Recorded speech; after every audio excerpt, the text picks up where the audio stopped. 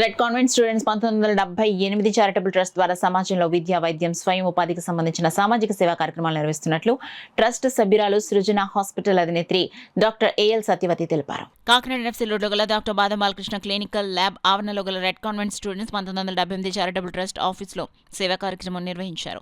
కార్యక్రమానికి trust president doctor బాదం బాలకృష్ణ అధ్యక్షత వహించగా ట్రస్ట్ సభ్యురాలు ప్రముఖ గైనకాలజిస్ట్ డాక్టర్ ఏఎల్ సత్యవతి ముఖ్య అతిథిగా పాల్గొన్నారు. కార్యక్రమంలో భాగంగా ఎంబీఏ, బీటెక్ చదువుతున్న విద్యార్థులకు స్కాలర్షిప్లు, మధుమేహ వ్యాధితో బాధపడుతున్న బాలులకు 4 నెలలకు సరిపడా మందులు, కీళ్ల వ్యాధితో బాధపడుతున్న మహిళలకు 3 నెలలకు సరిపడా మందులు, ఆర్థిక ఇబ్బందులతో ఇబ్బంది పడుతున్న పేద మహిళలకు 3 నెలలకు సరిపడా నిత్యావసర సరుకులను ముఖ్య అతిథి డాక్టర్ సత్యవతి, సెక్రటరీ కళ్యాణి, సభ్యులు జగన్నాథం, రెడ్న రావణమూర్తి, పి సుజాత, వివి రామ్ చరణ్, బాదం కుసుమ చేతుల మీదుగా పంపిణీ చేశారు. ఈ సందర్భంగా డాక్టర్ సత్యవతి, డాక్టర్ బాలకృష్ణలు మీడియాతో మాట్లాడారు. కార్యక్రమంలో ట్రస్ట్ సిబ్బంది, సరళ, మహిళలు పాల్గొన్నారు. సంఘం వాళ్ళు 1917 బ్యాచ్ వాళ్ళు కొంతమందికి స్కాలర్షిప్స్ ఇవ్వడం, ఎస్పెషలీ ఒక అమ్మాయి ఇంజనీరింగ్ స్టూడెంట్ ప్రగతి కాలేజ్లో చదువుతుంది, ఒక అమ్మాయి కైట్లో ఎంబీఏ చదువుతుంది, వాళ్ళకి స్కాలర్షిప్స్.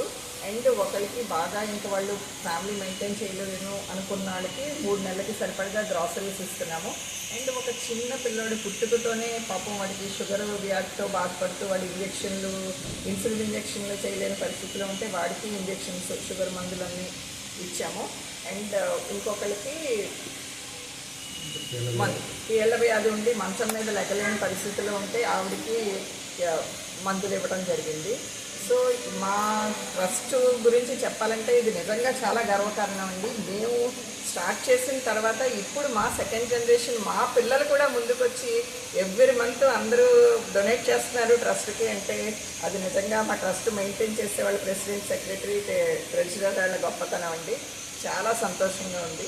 వివిధ ప్రదేశాల్లో స్థిరపడ్డ వారు సుమారు ప్రతి ఏడాది 15 నుంచి 20 లక్షల రూపాయలు విరాళాల కింద పంపిస్తున్నారు. వారికి తోచిన విధంగా వైద్య, విద్య వీటి కోసం మేము పాటుపడుతూ కాకినాడ పరిసర ప్రాంతాల్లో అనేక సేవా కార్యక్రమాలు చేస్తున్నాం. మరి మాకు ఫండ్స్ కూడా చాలా తక్కువగా వస్తున్నాయి. వచ్చే విద్యార్థులు కానీ లేకపోతే మిగతా అవసరాలు వచ్చేవాళ్ళు కానీ చాలామంది వస్తున్నారు. మందులు కావాలని, వైద్యానికి సాయం కావాలని. మేము పబ్లిక్ని కోరేది ఏంటంటే, మీకు చాలా కార్యక్రమాలు, సేవా కార్యక్రమాలు చేయాలని ఉంటుంది.